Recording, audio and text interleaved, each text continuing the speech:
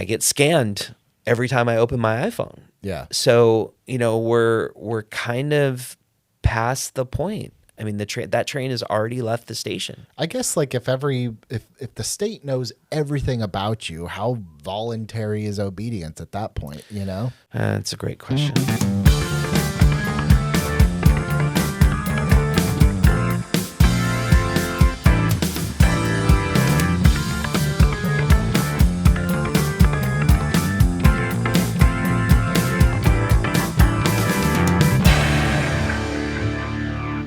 Welcome, everybody, to another edition of Doug Defense, the show where a real lawyer gives all his legal knowledge about fake things. I am Billy Business, and my partner in crime, or in law, I guess, Mr. Doug Ridley. A little column A, a little column B. It depends, especially with a show like today. So we're going to jump right into this.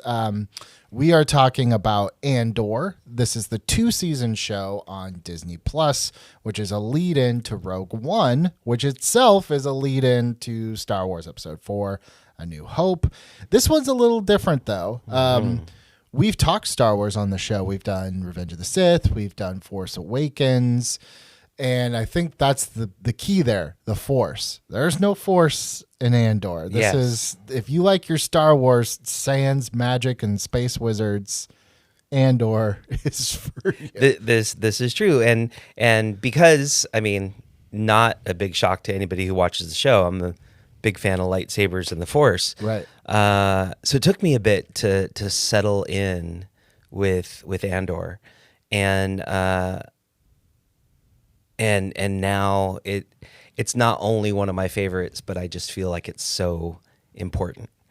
Yes. I would say, like, if Revenge of the Sith is the birth, the rise of the Empire, then Andor is the other side of that. This is the birth, the start of the rebellion. And it's not as clean as maybe we think it is when we see, if you just go to 3 from Revenge of the Sith to A New Hope, it seems like we've got some guys together and they've got a plan. Yeah, and then they just kind of switched over from one government to another, and that was it. But this doesn't shy away from it, and it goes deep, and the real world parallels to this are so important. So one of the things that Billy and I talked about, a lot of times we're happy, jokey Doug and Billy, and we've got that.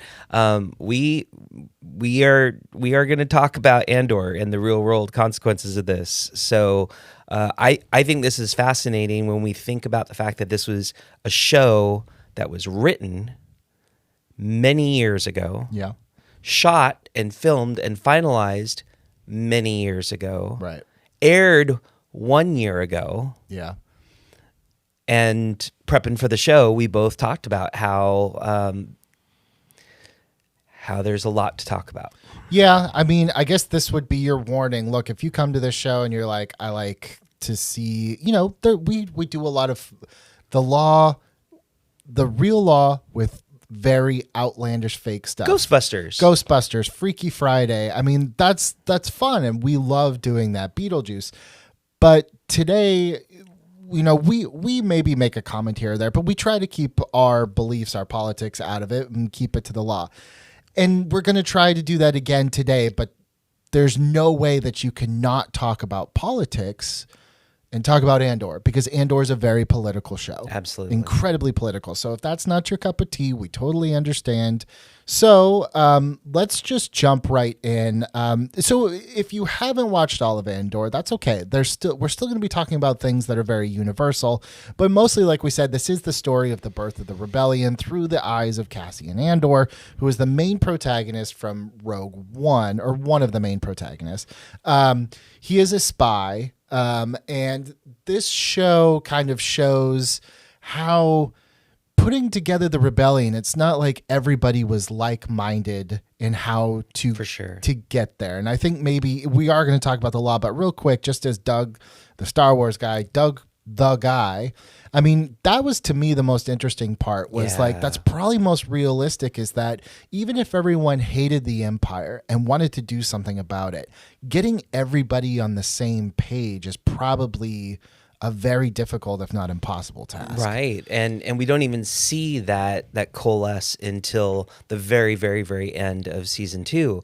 And seeing more about Saul Guerrero, weirdo Saul Guerrero, but seeing his militant ideas on how to do this. Luthen, who is just this amazing mastermind and has made these decisions to just corrupt his soul in order to make this work for the greater good. And even Cassian at the beginning, Cassian doesn't want anything to do with the rebellion. Right. Cassian doesn't want to have anything to do with any of this. And so much of what I do in the real world is talking about what are the steps that took somebody from where they are to potentially making a bad decision or potentially being in the criminal justice system. And so to have this entire show be about the backstory, be about the motivations, what happened to this person that made them feel that way. The death of Cassian's mother is what finally pushes him to the point that he's going to do this. But even then, he's not all in. Right. So, yeah, I love the explanation for why people are making these decisions. I also just like from a lawyer standpoint, just to kind of expand upon that, it seems like a lot of the things that our heroes do, because we are, I'd say most people that watch this are designed to feel empathy towards the characters that are forming the rebellion, that are rebelling against the Empire in whatever way they see fit. But they themselves are doing things that are illegal. Yeah. And that in any other circumstance, we would be like, well, you're clearly the bad guy. Right. So I guess in a real world stance, like, how does that affect not just you when you're taking a client, but maybe like a jury or a judge when you're like, yes, they did something bad, but look at the bigger picture. Or is our legal system more like, there is no bigger picture, there is only what you are here for today? Cassian stealing a TIE fighter, that's Grand Theft Auto essentially. But is it like, but look at the bigger picture, right? Or is it more in the legal sense, like there is no bigger picture, we're just here talking about what you did? So much of it is the bigger picture. And I spend a lot of time developing that. Mm-hmm. So while there are a lot of people that look at our criminal justice system as black and white, good guys, bad guys, and that's it. Right. Crime, not crime. That's it. And that's all the analysis. My job is to help people explain the reasons why. So yeah, it was Grand Theft Auto, but why? Why was they were trying to steal a prototype TIE fighter and trying to stop the rebellion. Now, it doesn't work in the Empire legal system. Sure, right. But so much of what I do is that. So I would say the backstory, the explanations, the why is where I have the most satisfaction in my job as a criminal defense attorney. So we see kind of at the beginning of season 1 of Andor that there's the Empire is starting to really tighten up in terms of the control that they exert over everyone in the galaxy. And it eventually lands where Cassian is arrested for loitering. Something very... Yes. But they had just enacted this new public... PORD, right? The PORD, and what's so crazy about that, and kudos to you, Tony Gilroy, for coming up with this, is that he gets away with murder. Mm-hmm. He gets away. Well, it wasn't murder; it was self-defense. But regardless, he gets away with all of that and all that investigation, and he's clear. Goes on the biggest heist in the history of galactic history and steals the entire quarterly payroll for an entire sector and gets away with it and gets clean. And then we see this authoritarian crackdown where he's not even loitering. Somebody else, bad guys were running by him. So there's so many layers just with Cassian's arrest on that. So let's talk about the actual just arrest scene. I know it's tough because we're talking Star Wars, but let's just assume that Star Wars law up until that point is the same as here today. Yeah. you are in this exact, or your client is in the exact same situation as Cassian, what rights do they have in that moment?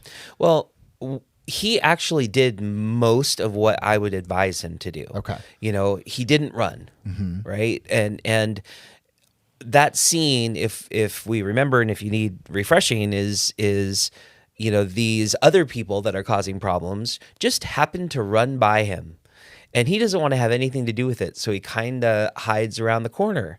And this we see so many times. I mean, my mom told me this growing up, like wrong place, wrong time, and you're associated by the people that you hang out with. So we definitely see that. And we see that in our criminal justice system all the time, where there's people and their friends are doing something bad and they get caught up in it and they say, oh, but it was my friends, it wasn't me. Yeah. So there's issues about co-conspirator liabilities, co-defendant liabilities. But one thing that Cassian did, and he did right, is he just said, I'm just a tourist. Yeah. And that's it. And in the real world, what we would add to that is all due respect. I don't want to talk to you. I don't want to answer any questions. All due respect.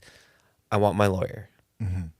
And you can tell from the way that I say that, and even like with my hands, I mean, like, no disrespect.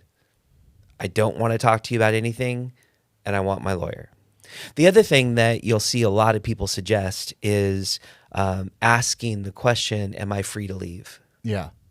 And if the answer is yes, you're free to leave, then it's okay to calmly walk away. Now, thankfully, we don't have robots yet that are, choking people out up against the wall Right. and everything like that. Yet.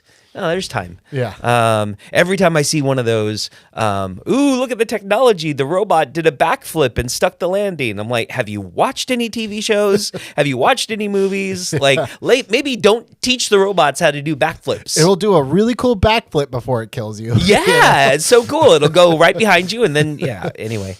But that I'm just a tourist insistence and not really going into more. Now, he does plead his case, and that's something I advise people not to do. I mean, he's trying to explain why he's innocent, and sometimes people will do that in the real world, and then they end up making admissions that they shouldn't have. Yeah. Like, hey, Billy and I, we all that happened was we woke up in the morning, went and decided to go to a store and everything else. I didn't know that he was going to try to rob the 7-Eleven. But then now we have admissions that we got together in the morning and we made a plan to go to the 7-Eleven and all of those things. Right. So the most important is just shh, no statements. Say, all respect. Don't want to talk to you. Want my lawyer. So from just that scene, would you say that was a lawful arrest or a completely unlawful arrest? If that was in today's time, they had zero reason to believe that he was involved. Right. Now, what I would maybe see is for him to be detained. And the difference between a detention and an arrest is a detention is, no, you're not free to leave right now, but you're not under arrest yet. Right. So there's you have to have less of a reason from a constitutional perspective to be detained than you do fully arrested. So what about like the private security that's on Ferrix, one of the planets? Yeah, Corpo. Because they're acting essentially as judge, jury, executioner. They're done. And not to say to that extent, but we do see privatized security. I mean, essentially, as far as I know, ICE is not, they're putting out like, hey, if you want a job and you want to make a ton of money, come work for us. What is kind of like the legal authority of these privatized kind of, authorities in both Star Wars, but in our world too? Yeah, and there's layers, So at maybe a first layer, you'd have maybe mall security or loss prevention at a store. Sure, that sort of thing. So talking about loss prevention at a store is better than, there's too many funny movies about mall cops and we'll start laughing about Paul Blart. Paul Blart.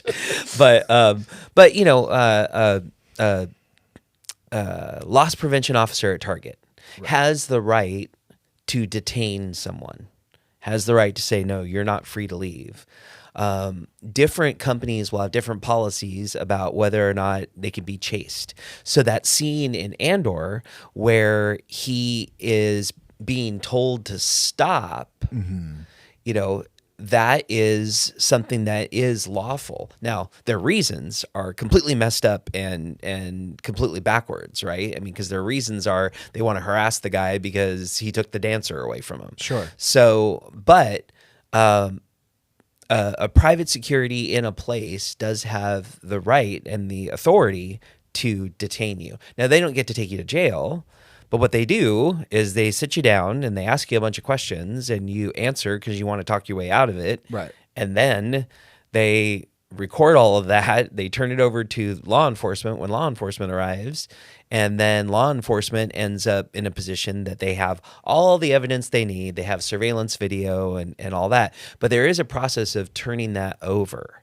Now, it's unclear to me in this universe, and they don't really explore it that much in Andor, about whether or not the corpos have actual like jails. Are they completely authorized to execute law enforcement services in these areas that they supervise or not? Right. Something similar that happens here in Ventura County is Ventura County Sheriff is the sheriff over the county, right? And then we have private police departments. We have Simi Valley PD, not private, but citywide police departments. Simi Valley Police Department, Oxnard Police Department, Ventura Police Department. But then our Ventura County Sheriff's Department actually serves as law enforcement for the city of Moorpark, for the city of Thousand Oaks. So they have been hired, funny enough, even though they're a law enforcement agency, to do the law enforcement work for these other cities. So there is some authority in the real world, and there is some parallels about that. But as we saw, there's also different levels, just like in law enforcement, of following the rules versus not, and having opinions and glossing it over to make everything okay, or going deep like Cyril does, because he's obsessed. So the PORD, which is essentially kind of like that's what kicks off kind of all of this, which is like we are taking like full authority kind of in the name of security, right? So I guess like in a very broad sense, like at what point does the law stop being protection and become oppression? And what systems do we have in place, if any, to stop that from happening? Ideally, we have our balance of power. Ideally, we have our executive, legislative, and judicial branches that are supposed to put checks in place with each other. We're not seeing that today, and that's not happening today. Here in the real world, there's tons of overlap between different branches of government and different branches of government thinking that they have different roles. What's fascinating to me about the PORD is that it is a response to the Aldani heist. Right. So we definitely have lots of examples in the real world today. So let me just very quickly, for someone who didn't see it. Yeah. The Aldani heist was basically this small group of, I don't know, rebels I guess at that point, who went to an imperial facility and stole a quarter's worth of payroll, like Ocean's 11 times 100. Right. They stole so much money from the empire that basically an emergency response order came out, the PORD, which basically gave the legal authority to the empire to to really start doing some crazy things with surveillance, to do crazy things with data, how they were policing.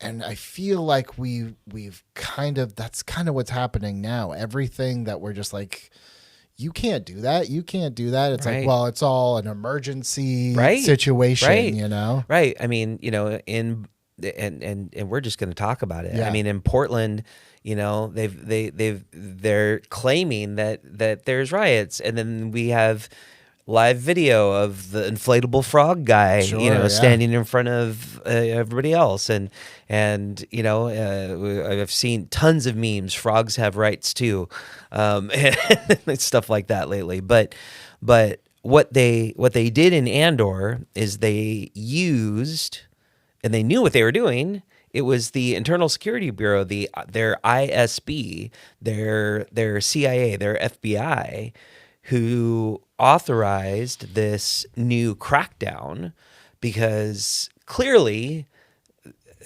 everything was dangerous. And when you paint a city or a group of people as lawless and terrorists, and so the big government has to come in with their military. 2 years ago, I would have said that would have never happened here in this country. Last year, I would have said that would never happen in this country. But as we're filming this in the end of 2025, it's happening. It's happening right now. It's happening. And I would have said that would have never happened. Like, this is fiction. This is what happens when an evil empire tries to take over. But they use the lawlessness as the justification for squeezing their grip. And the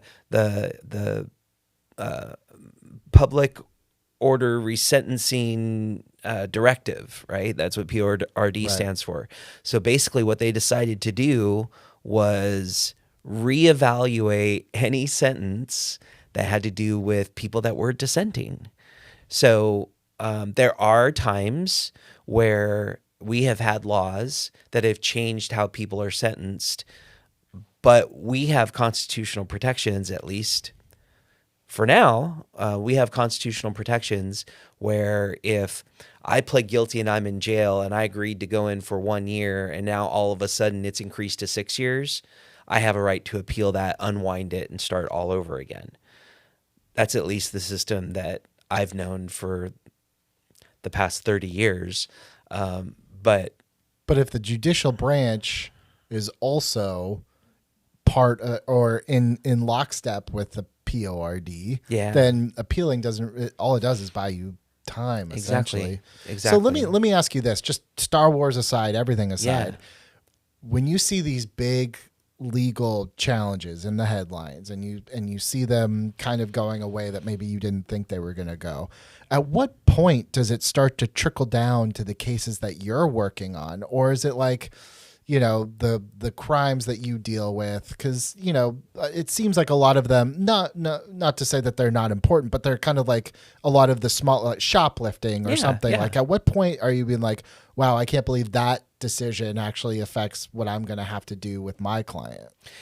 It absolutely does, and it'll take some time.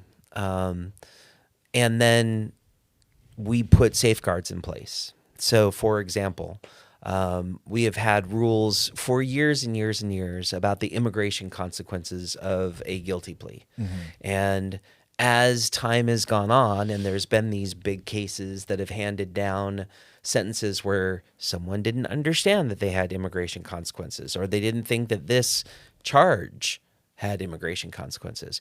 We're now being charged as a criminal defense attorney. I'm supposed to know enough about immigration law to give them legal advice about their immigration consequences, or bring in an expert about immigration consequences.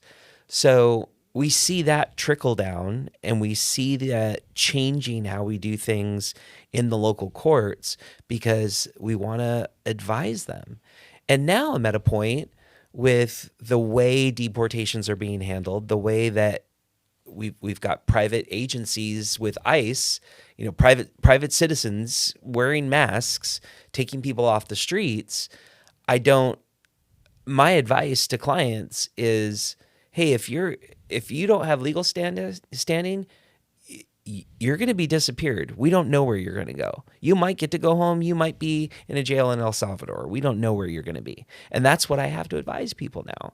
So, going back to your original question, it absolutely does trickle down into the day-to-day, but it does that in a way where it imposes on me the obligation to not only know everything that's happening now today in our justice system, all the possible consequences of you going into Narkina 5 and having a 1-year sentence, but then for me to also try to predict the future and say, you know what, the political landscape's changing. We might have a PORD resentencing directive, and you could be disappeared forever.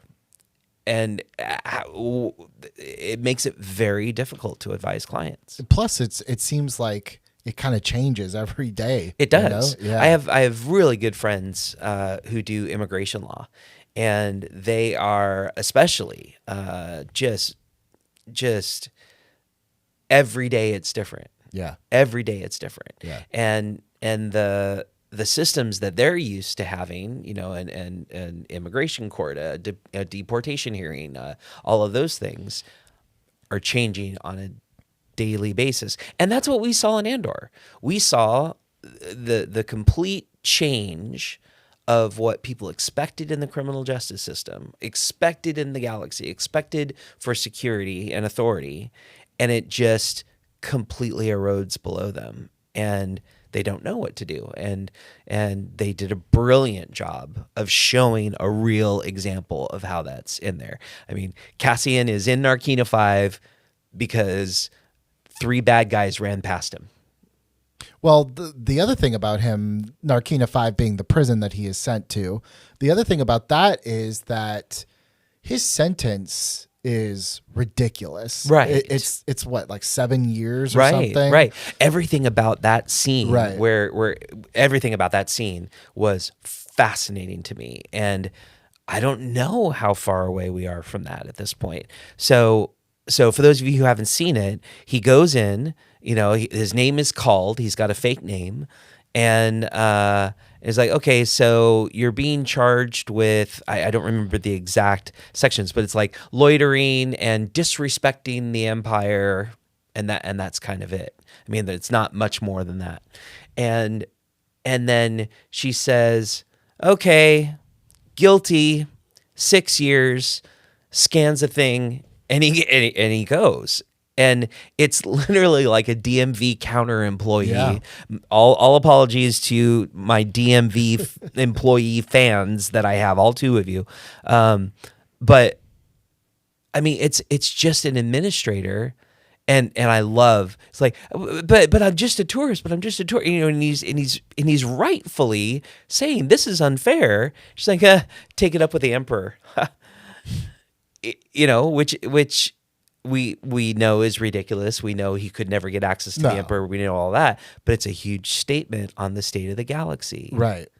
So let's look at this now from the Empire side. We have Dedra. She's this kind of like up and coming, very aggressive. Right. She wants to move up those Imperial She has ranks. the best scowl face I think I've ever seen in any show ever. You know who? So. I was like, I wonder if this actress has the same problem that the Nurse Ratched actress had, where it was like people just disliked her because her demeanor from that character was just so cold. I wonder if like she has this, like she's probably the sweetest person that's ever lived, like the kid who played Joffrey, where everyone was like, I want to bash his head in real life. It's like, no, you don't. He's actually probably a very sweet young man that unfortunately has a very punchable face. Yeah, and I mean, like Joffrey or Nurse Ratched, Denise Goff doesn't seem to be having that problem. And I actually follow her on the socials, and I hope you're watching and you're amazing and brilliant. And but it's wonderful to see her as an actress. She certainly does not share the beliefs of her character. No, that's the thing. The pause the law for a second. The acting in Andor is like so head and shoulder, and that's no disrespect to any other Star Wars actors out there because they're amazing ones, but it's just like, this is not Phantom Menace. No, this no, is no. Like I'm pretty sure wasn't there Emmy wins? There were Emmy wins. There were not enough Emmy wins in my estimation. But yeah, she has a super angry face on all the time. But we also see her in this room full of male Imperial officers, and that's one of the things that historically in Star Wars we saw. White male officers, right? And that was it, and that was who we saw.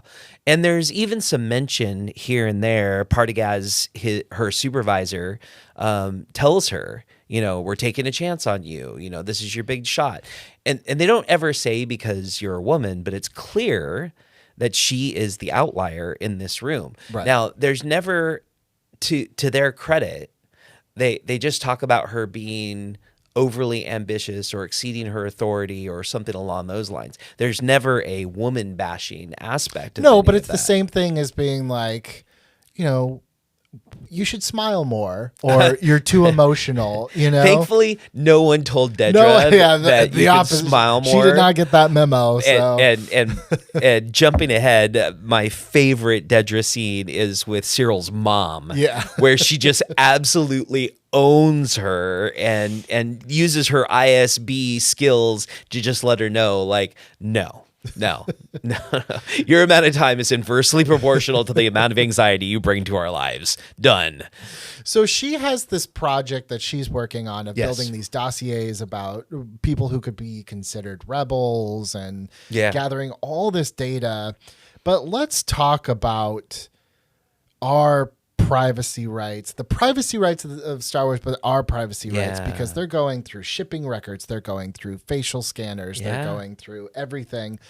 And the thing is, you watch this and you're like, oh, what a bad, look at this horrible plan. It's like, you realize we've been subjected to all of this for years. Yeah. And our youngest generation, who has never been without a cell phone, right? They don't even have an expectation of privacy anymore. We've told them that. I mean, I've told my kids, you have zero expectations of privacy. You should never put anything on the internet that you don't want on a billboard outside your mom's house. Right. And I've been saying that for 20 years. Now, it's not even just that. I mean, we have to assume that they know everything about everything we're doing in our lives. I mean, it doesn't take that much for a subpoena to go to Meta for the FBI to get all the information that Meta has on your stuff. Now, Meta might try to exercise your privacy rights. Right. Google might try to exercise your privacy rights. Apple does. Apple actually is the one company that says, nope, you don't have access to the phones.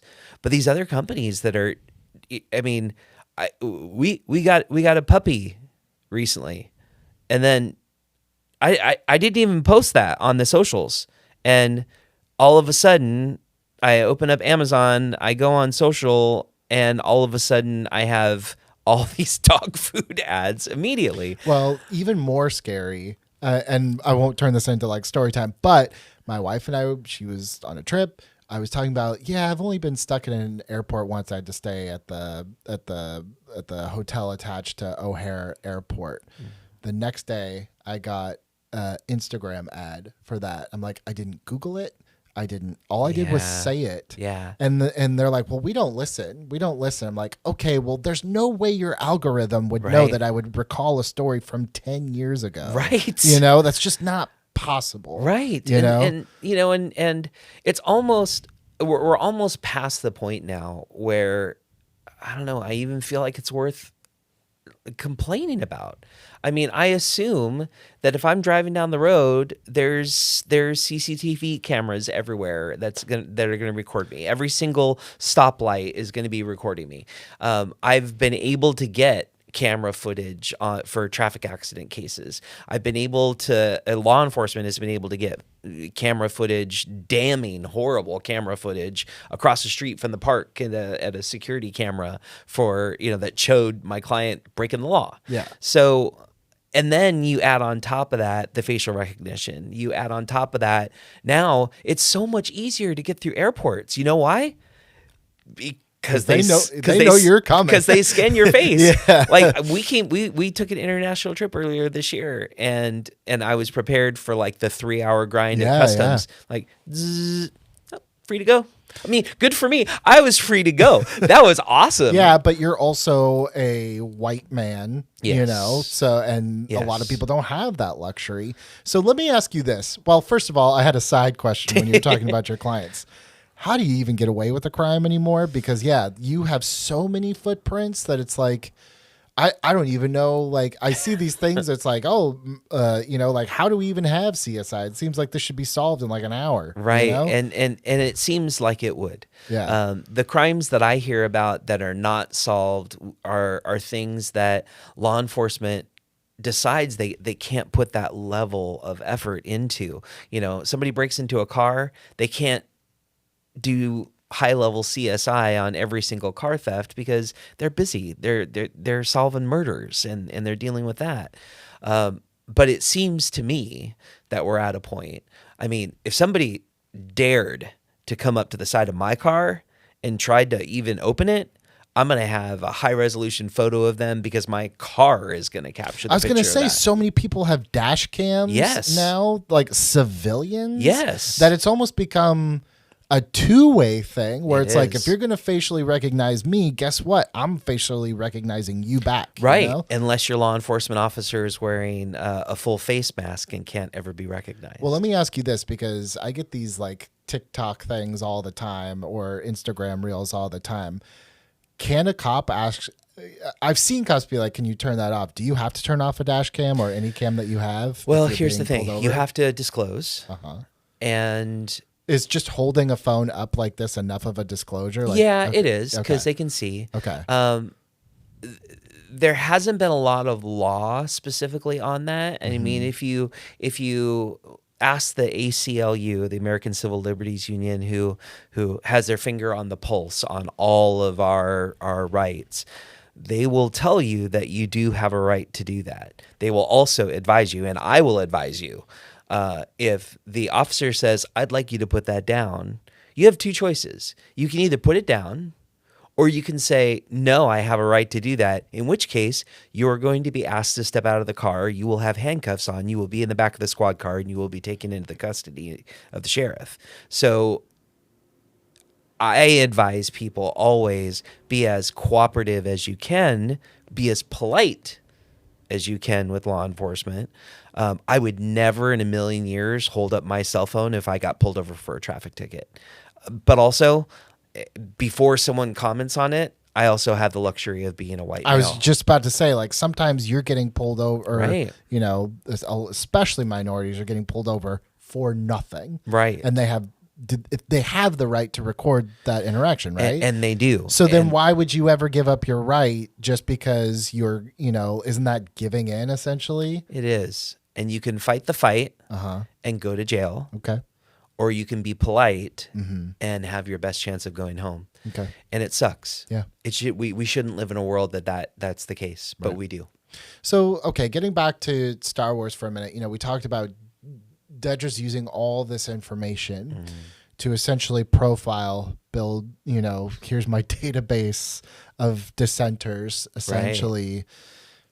I mean, I have to imagine that the same thing happens right here, right now, today, where there are lists of people who could potentially be threats against the government. Not even in this regime. I'm saying, like, even go back to the last president, Joe Biden.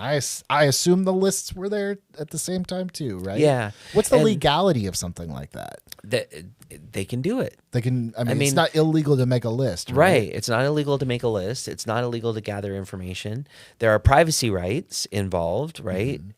And so there are levels. Supposedly, if they want to go into your phone, they need a search warrant. Supposedly, if they want to go into your computer, they need a search warrant. But when we're signing our rights away every single day on what's on our computer or our search history, or giving advertising data to Google or Meta or Apple or any of the other companies, what's to stop them from sharing that with law enforcement? So we're at a point now where there's almost no way to roll that back, because we've just decided, we've acquiesced, like you said just a minute ago. We've just decided as a society that we like the idea that I don't have to type in my password every single time I go to the website, and then Google just kindly shares it for me. We like with the convenience. Facial recognition, right? Oftentimes with that, I mean, my two-factor recognition requires my face, right? And I get scanned every time I open my iPhone. Yeah. So we're kind of past the point. I mean, that train has already left the station. I guess, like, if the state knows everything about you, how voluntary is obedience at that point? That's a great question. So this is where it gets really dicey, Yeah. Which is that fine line between we have a duty, right, as American citizens to defend our Constitution, and where does that bump up against, well, you're a terrorist, you know? Because I think that whatever lens there is, we tend to think of that as kind of like, well, that's my politics, that's my ideals. I think Luthen is a terrorist because he did all these things, where someone else might say, like, it is his duty as a citizen to be doing these things. But what does the law say? Like, at what point, if someone tried to overthrow our government and they're like, but it's my duty to do this, where it's like, well, no, the law says otherwise, like, or have we not even crossed that? Oh no, we're right there. I mean, we're right there today. I mean, we've been right there for a while, and the foundation of our Constitution is, and the foundation of our Declaration of Independence is that when the list of grievances becomes so long, you have a duty to point them out and to defend them. Mm-hmm. And then we look at how that can be horribly, horribly abused. We're coming off, we're filming this episode today, right after the second No Kings protests. Right. And the Republicans who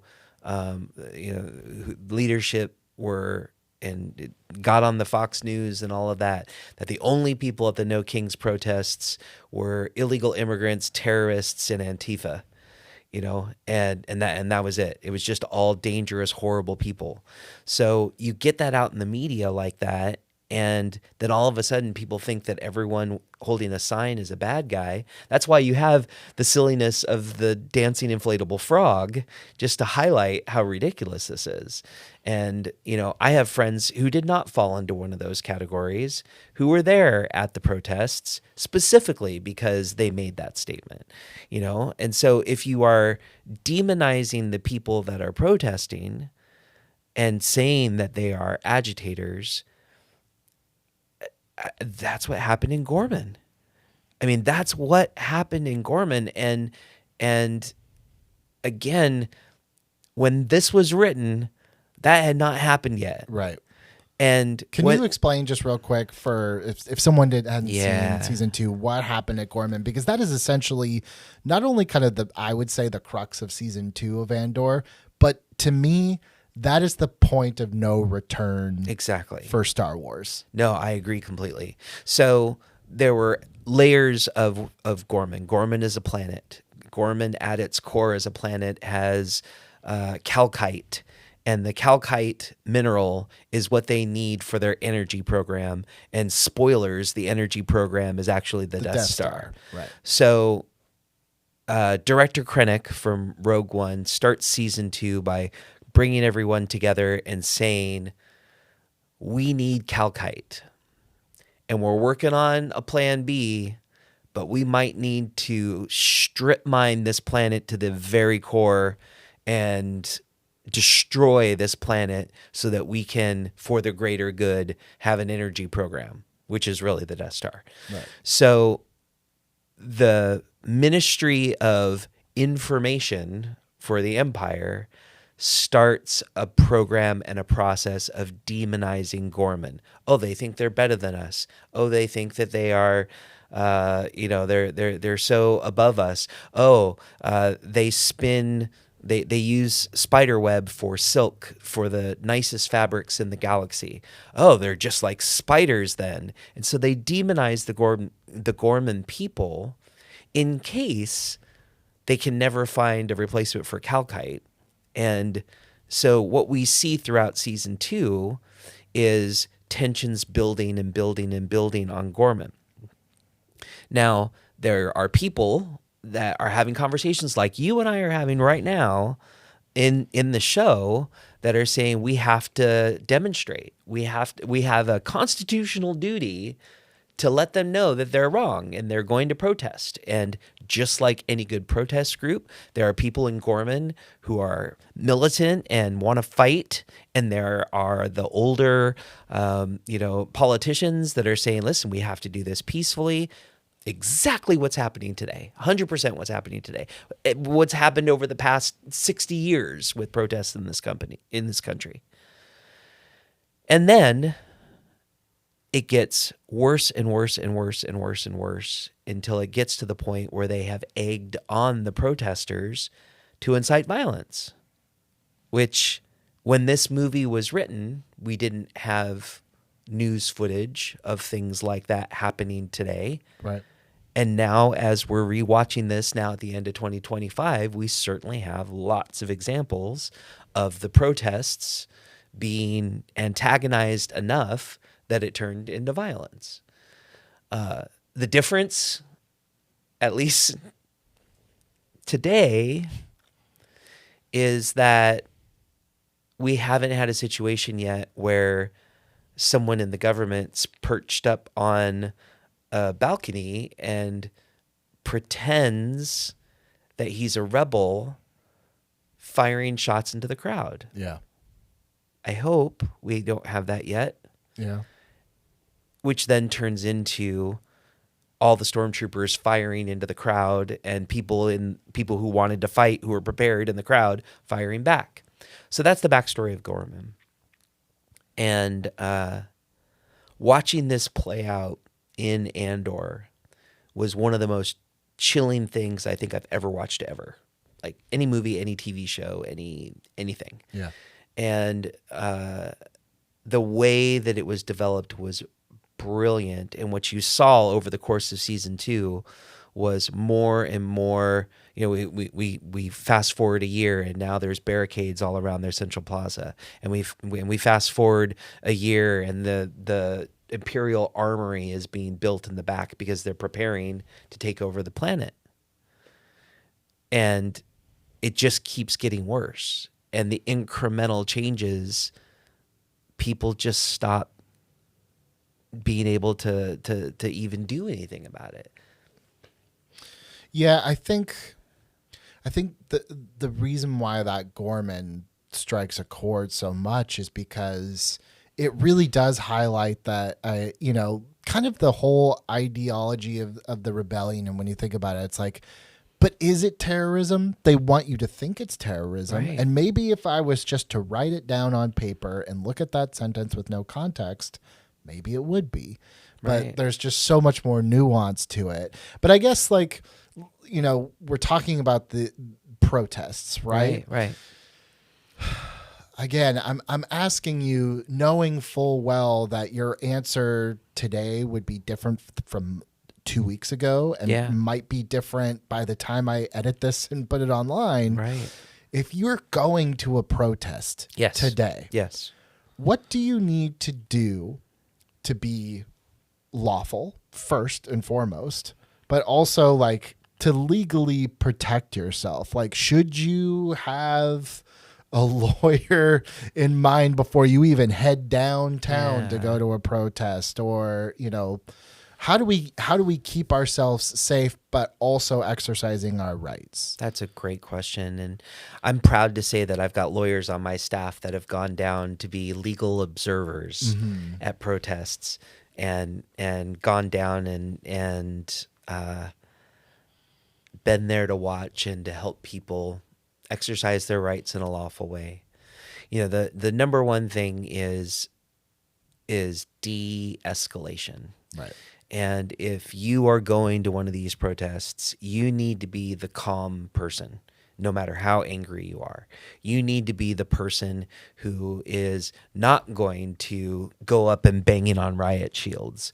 You need to be the person that is standing in the back and holding your sign and being as peaceful as possible. Now, I'm not saying that's the best way to protest. What I'm saying is, from a criminal defense attorney standpoint, Sure, that's the best way to make sure you go home. Okay. Also, it's important to be prepared for absolutely the worst case scenario.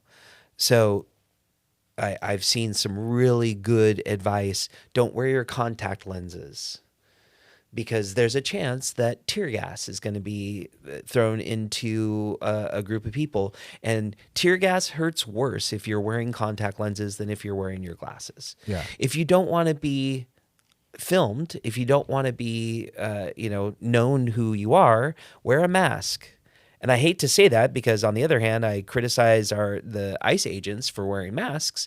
But if you wear a mask, it's going to be a lot harder for them to photo recognize you and pick you out. It is legal, absolutely. Okay. Yeah, there's nothing wrong with wearing a mask out in public any more than there is for me to wear a beanie over my bald head at Disneyland. Okay. So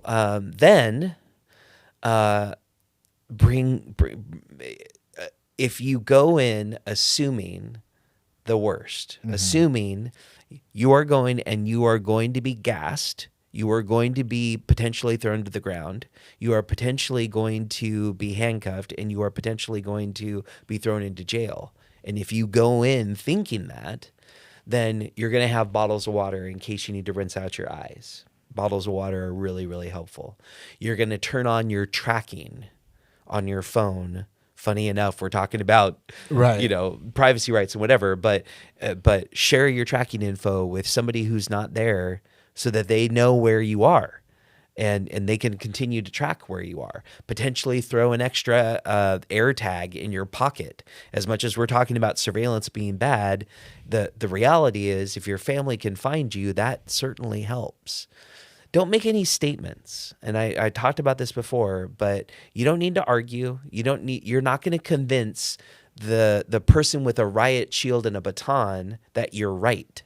Yeah. What you're going to do, you're there to be a part of a physical body of people to do a show of force for that kick-ass aerial shot that they're going to get of millions of people at the same place. That's why you're there. And at the end of the day, if you go in thinking that and remembering that you don't have to give any statements, remembering that you don't have to answer any questions, you ask, am I free to leave? And if the answer is no, I don't want to talk to you and I want my lawyer. And those are the best things that you can do. Now, that's my legal advice. When we start talking about our moral duty to protest and to fight, I don't have as clear answers. Yeah. And that's not what our show is. So I'm not asking that of you, but it's good to know that should people go in protest, go to the No Kings rallies or whatever it is, or any protest, honestly, about anything, what your rights are. I do want to talk about Mon Mothma.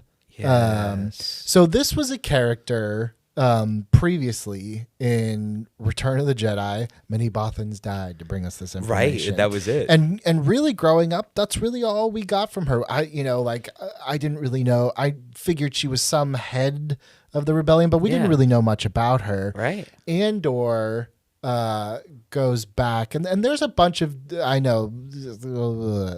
Doug. Well, and there is some Rogue One footage. There's it makes Rogue it clear One that she is way more in charge. Well, also, like, if you had that old school Revenge of the Sith DVD, there was a whole subplot cut out of Padme and Yes. Bail Organa and Mon Mothma Yeah. and many other senators who were going to try to peacefully talk to then Chancellor Right. Palpatine before everything happened. Yeah, if you friends at home, if you haven't watched the deleted scenes from Revenge of the Sith, you're missing some awesome Star Wars content. And it's great because George Lucas back then, for those, he didn't want to put deleted scenes in that weren't finished. So he would go back and spend a whole ton of money to finish them. So it's not like, oh, you're watching them all around a green screen. It's like, no, it's actually like a legitimate, you can watch part of the movie. It's great. But Andor really kind of, in a way that I think, like you, initially was kind of like, I don't care about you know, but in hindsight now, there's a line in A New Hope where Tarkin walks into the boardroom and he's like, the Imperial Senate is no longer a problem for us. And you're watching it, especially before you ever see the prequels, and you're just like, okay, I don't really know what that means, but I guess whatever. It's not until you get the whole scope, and especially with Andor, where you realize like that line is such an A-bomb in the middle of A New Hope. I mean, they said that they disbanded the Senate. And for those of you that watched the prequels and saw the power of the Senate, corrupt or not, this is a body that's existed for hundreds of years. They say that in A New Hope. How are you going to keep control? Regional governors. So the fact that they completely dissolved the government is disturbing. I guess that was going to lead me to like, we're seeing, as you said at the beginning, we're seeing some of these branches of our government kind of overlapping. Yeah. And I'm not trying to, the sky is falling, like, and this is what's going to happen to us. I'm just more asking out of curiosity, like, do we have safeguards in place so that really couldn't happen, that our Senate, that our House of Representatives could somehow be even folded in or taken away in some sense? Like, do we have those systems in place? Is it so, and if we do, are they so layered that even if someone would try to get in and dismantle it, that it would take longer than a presidential term could do to really untangle it all? I would have thought that it would take longer than that. Yeah. And now we're seeing Department of Education gone. Now we're seeing all of these safeguards, all of these departments, all of these programs gone. We're seeing meals for veterans gone. So they could never do that. And we've said that for dozens of years. They don't have the control. They could never do that. They could never do something like that. Except the they is in power, and the they is making it happen. The fact that they put out arrest warrants for state legislatures because they refuse to show up for quorum purposes is chilling. The fact that we live now in a place where complete governmental departments, complete agencies are just being dissolved because, no, you can't do that. Well, except they just did. And so there are safeguards in place. And we would think that the courts would do that and would stop that from happening. But when the courts are in lockstep with the executive, then we don't have checks and balances anymore. And that is the scariest aspect about the times that we're living in right now. We're not that far removed from the political situation that we see with the Senate. So then let's kind of circle back, and almost bring this all the way back then. Mon Mothma, she's laundering money. You know, she's definitely, I suppose you could call it, being a traitorous activities. I'm going to push back on that. Okay, go ahead. Yeah, please. What we know about what Mon Mothma was doing was that she was transferring money into a foundation to then fund rebel activity. Right. Right. So And she eventually ends up setting up a charity. She sets up a foundation. That's part of the storyline in Andor, to divert that money into a foundation that then ends up supporting the rebels, or funding their activities and everything like that. So funding illegal activities, crime for sure. Her taking her family money and putting it into a foundation, that's her fear, was that the Empire was going to find out that she was moving her money around. Not that she was illegally moving her money around. It was that she was putting her money into a foundation and they didn't want her to start asking questions. Right. Because all of a sudden, they decided to go deep into the bank accounts of a senator who is voicing dissent. Right. And so she knew that she couldn't pass muster if they went in and tried to trace every single dollar, not because it was a crime, but because she was using it in a way that would be unpopular with the current government. And that's what's chilling about it.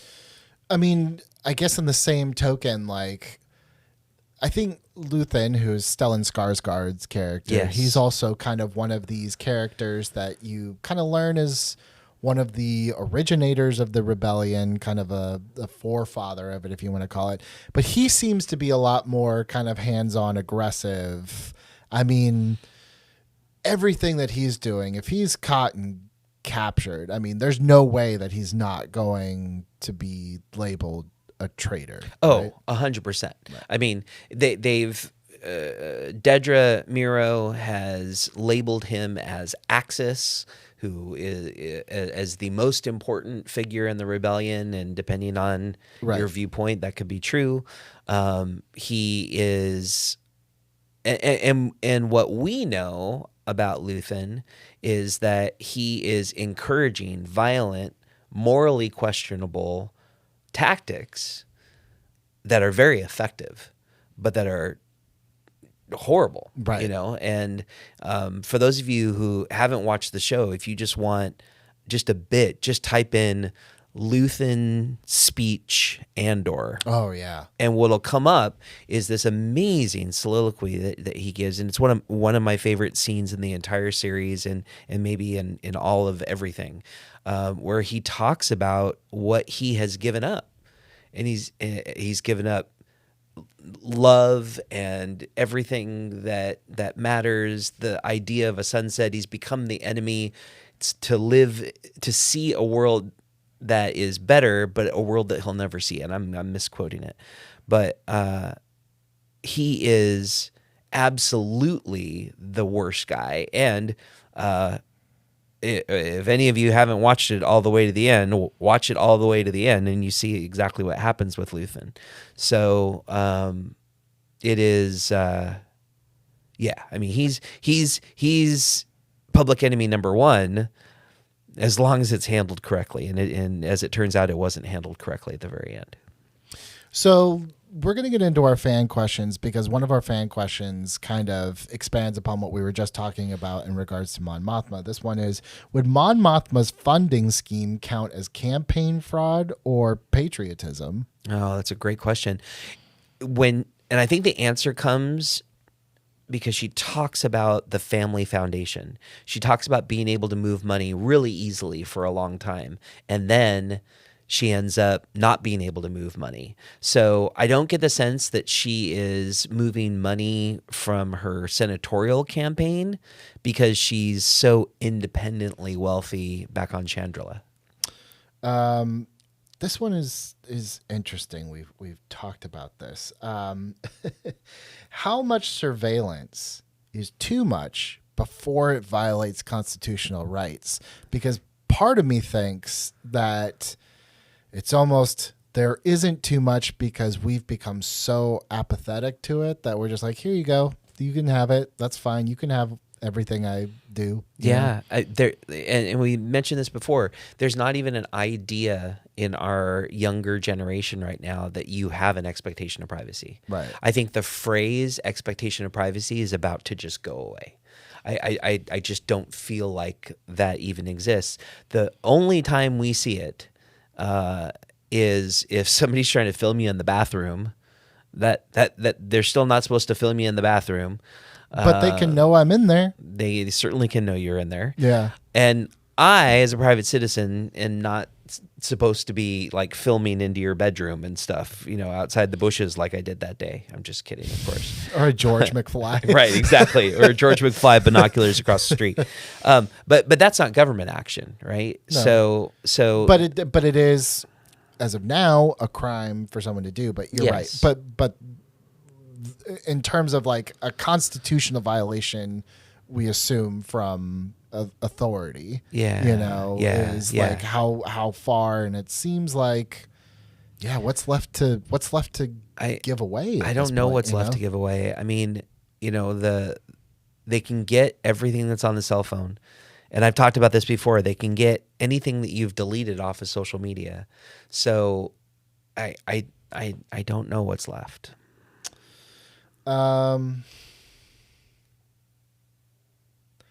Okay, this is interesting. I don't really know. If Dedra built her dossier in 2025, let's assume it's not rebels. Let's assume it's anyone that is anti whatever administration. What U.S. agency would she be working for? I guess the CIA? CIA, it's very likely FBI or Homeland Security at this point. I believe that there are other investigative agencies that are probably doing more stuff than that. Yeah. But I think the closest parallel to the ISB, the ISB works galaxy-wide. Yeah. Right. So that's more analogous to the CIA that works across international borders. If it's somebody building a dossier on somebody domestically and all of that, I would assume that would be FBI or Homeland Security. Here's something we didn't really talk about a whole lot, but maybe one of my favorite little mini arcs. I guess if you haven't watched Andor, by the way, it's not so much one long narrative as it is like 3 episodes. It's like 4 or 5 little movies. Right. Each season is like 4 or 5 little movies. And one of my favorite arcs was the whole Nakina 5 prison arc. And here's something that we didn't talk about, which was what rights do those prisoners have, or prisoners in our world, in terms of labor? Like, we seem to be able to, I'm expanding for them, but we seem to be able to make prisoners work for pennies, right, doing work, but like, do they have any sort of worker rights, or is it like when you're in prison, that's what it is and you're screwed? Well, there are worker rights, but anybody that I've talked to has shared with me that they would rather stamp license plates than sit in their cell all day. They'd rather wash clothes, work in the laundry, work in the kitchen, because at least it's something. So now, granted, the Narkina model of building the giant gears, and by the way, if you haven't watched the after credits sequence of the end of season 1, you need to go back and do that, because it explains what the gears are for. But they're building all these things, but we wouldn't see like. I mean, this is kind of like the old chain gangs, right? Where, people are breaking rocks or building railroads or whatever. So I don't think we'd see that. All right. I'm going to end on this question because I don't even know if this is a legal question so much as sometimes I just like to get Doug's thoughts on something. Let's do it. And this could be in terms of the big picture, what we've been talking about, or just any cases that you have ever. When the law fails, what's left for people to still believe in justice? I struggle with that question every day. And there is a brilliant character in Andor that we haven't spent a lot of time this episode talking about. His name's Nemec. And Nemec is the mousy little guy that writes the manifesto, and is talking to Cassian Andor. And as it turns out, his political philosophy is a lot of what the rebellion is based on. I mean, he says to Andor, it's a lot easier to hide behind 40 atrocities than a single incident. And if there's so much bad stuff going on, it's a lot harder to function than it is if we had, just the one thing. I mean, do you remember back in the olden times, if a presidential candidate was caught having an affair, they were removed from consideration. That's within my lifetime. Yeah. And then on a personal note, just this last week, the law firm, we went to Boston for a conference. And I'm sitting there at Boston Common looking at the statue of George Washington and looking at the grave of Sam Adams and the Golden Dragon Tavern where the Sons of Liberty met to start the revolution. And I'm looking at all of that, and I'm being at the birthplace of where that is. And then walked around and saw all the No King signs. And the idea that we started this country based upon an ideal that all people are created equal, the idea that rights are important and apply to everyone. And then I'm given, this glimpse of hope into millions of people who come out and say, we believe that we shouldn't live in a country where there's a king. And I know the response is that we don't have a king. But we live in a country where we shouldn't have a king. And there was something really inspiring for me in that moment to be at the birthplace of the American Revolution on No King's Day. And I hope, I have hope. Rebellions are built on hope. I have hope that we will get back to a point where some normalcy will continue. And that is one thing that Star Wars teaches us, is that eventually the ship does right itself. And I'm hoping that we're just dealing with some challenging times right now, and that's not the end of our story. I can't think of a better way to end the show than that. So I think we are going to end the show like that. There's a lot to think about. Yeah. And there's a lot to talk about. And I'm grateful that we can have these conversations. And I hope that you were able to get something from this. Mr. Doug Ridley, thank you very much. I am Billy Business. Remember who you are and what you stand for.